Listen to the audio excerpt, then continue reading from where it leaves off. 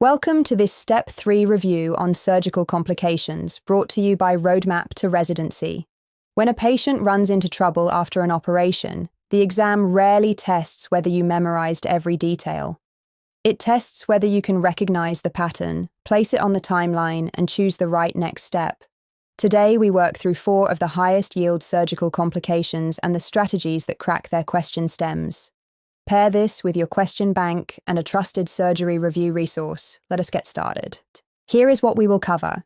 We focus on 4 complications that show up again and again. First, wound infection and dehiscence, the wound coming apart. Second, anastomotic leak, where a surgical connection in the gut starts to leak.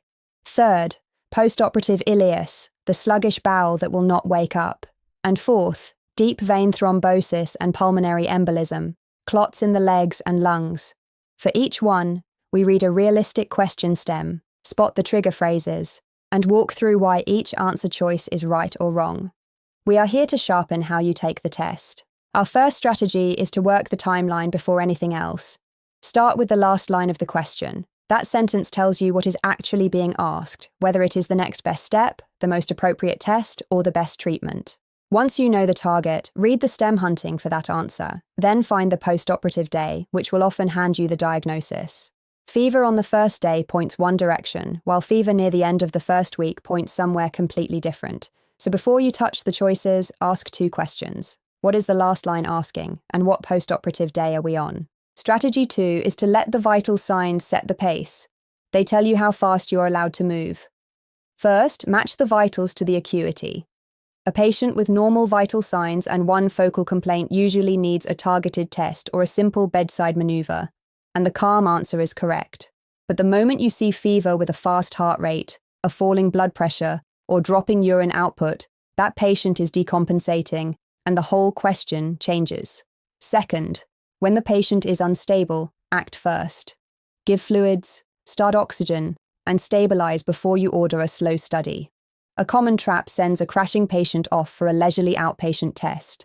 Here is the single most useful map for these questions. Match the complication to its time window. In the early window, the first 3 days, a quiet, distended belly with no bowel sounds and no gas is post-operative ileus, which is expected and managed with support. A fever this early is more often the lungs than the wound.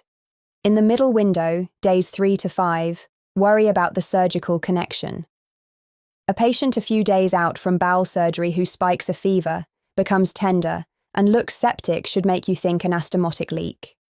In the later window, days 5 to 7, think about 2 things. This is the classic time for clots in the legs and lungs, and it is also when a wound infection can weaken the closure and let the incision come apart. Learn this timeline cold. Let us work through our first practice question about the wound coming apart. A 62-year-old woman is on the 6th day after open abdominal surgery. While coughing, she feels a pop at her incision, and a large amount of thin pink fluid soaks the dressing. When you look, the skin edges are open and you can see loops of bowel. Importantly, she is alert and her vital signs are normal. The question asks for the most appropriate next step. Notice the 2 clues. First, that thin pink salmon-colored fluid. Second, visible bowel through an open incision. Read the 4 choices, decide what you would do, and then we will walk through the answer. Let us break this down. First, spot the pattern. Thin pink salmon-colored drainage is the classic buzzword for the deep fascial closure giving way, and visible loops of bowel tell you the wound has fully opened. On day 6, this is fascial dehiscence with evisceration, a surgical emergency. Second, apply the rule. When bowel is exposed, you do 2 things: protect it and get to the operating room.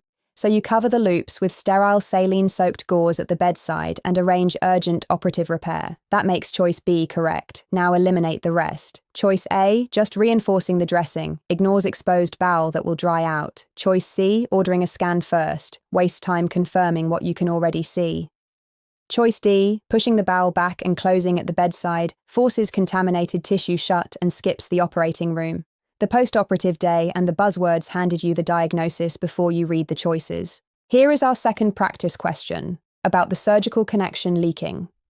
A 58-year-old man is on the 5th day after surgery that removed part of his colon and rejoined the 2 ends.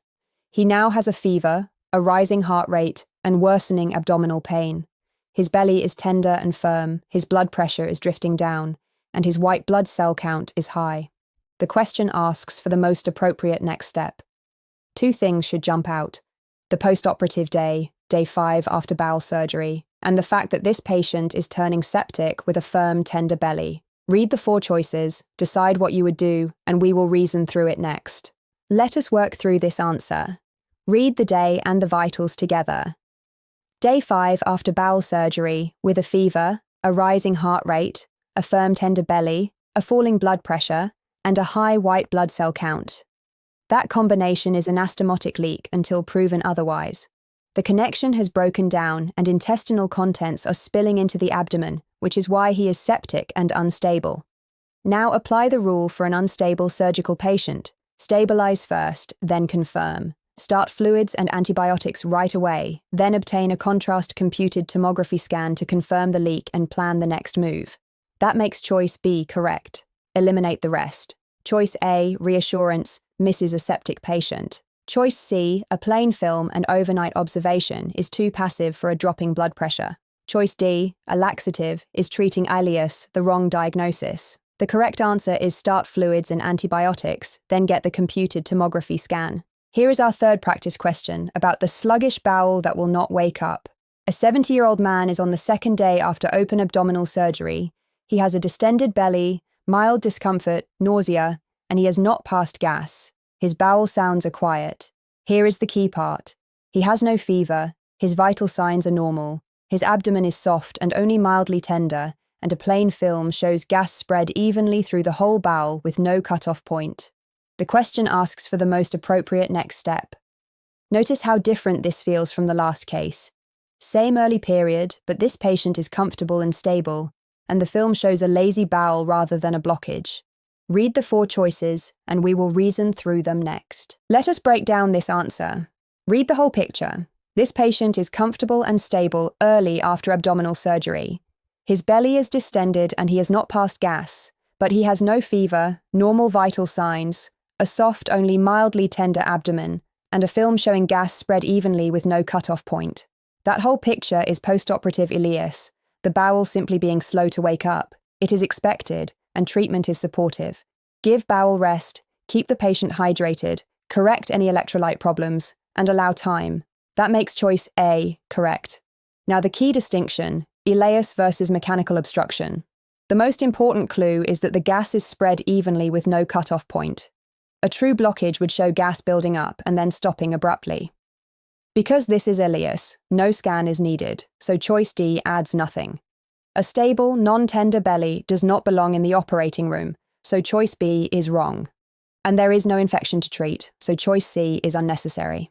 The correct answer is bowel rest, fluids, correcting electrolytes, and time. Here is our 4th and final practice question about clots in the legs and lungs. A 65-year-old woman is on the 6th day after a major hip operation. She suddenly becomes short of breath and has sharp chest pain that is worse when she breathes in. Her heart rate is fast, her oxygen level has dropped, but her blood pressure is stable, and one calf is swollen and tender. The question asks for the most appropriate next step. Look at how many clues point the same way. A major orthopedic operation, the classic later window, sudden breathlessness with pain worse on inhaling, low oxygen, and a swollen, tender calf. This is the picture of a clot that started in the leg and traveled to the lung. Read the 4 choices. Pick the one that both supports her and confirms the diagnosis, and we will walk through it next. Let us work through this final answer. Stack the clues. This patient is a few days out from a major hip operation, meaning surgery plus immobility, and she is in that later window where clots appear. She suddenly develops shortness of breath, sharp chest pain worse when she breathes in, a fast heart rate, and a dropped oxygen level. On top of that, one calf is swollen and tender. Every clue points to the same place. A clot formed in her leg, the deep vein thrombosis, broke off and traveled to her lung, the pulmonary embolism. Now apply the rule. Her oxygen is low, but her blood pressure is stable, so she is sick but not crashing. Support her first with oxygen, then confirm with computed tomography, pulmonary angiography, the scan that looks directly at the lung vessels. That makes choice A correct. Clear the others. Choice B, waiting until morning, could be fatal. Choice C, a plain chest film alone, cannot rule out a pulmonary embolism. Choice D, a breathing treatment for asthma, is treating the wrong disease. The correct answer is give oxygen and obtain computed tomography pulmonary angiography. Here is the single most useful pearl, and it ties everything together. Walk the days first. Let the post-operative day steer your differential before you look at the answers. In the first couple of days, a fever is most often from the lungs, and a distended, quiet belly is usually just Ileus. In the middle of the first week, days 3 to 5, an anastomotic leak should climb to the top of your list. And later, days 5 through 7, think about 2 things at once: clots in the legs and lungs and a wound infection that can loosen the closure. Then ask one more question. Is this patient stable or unstable?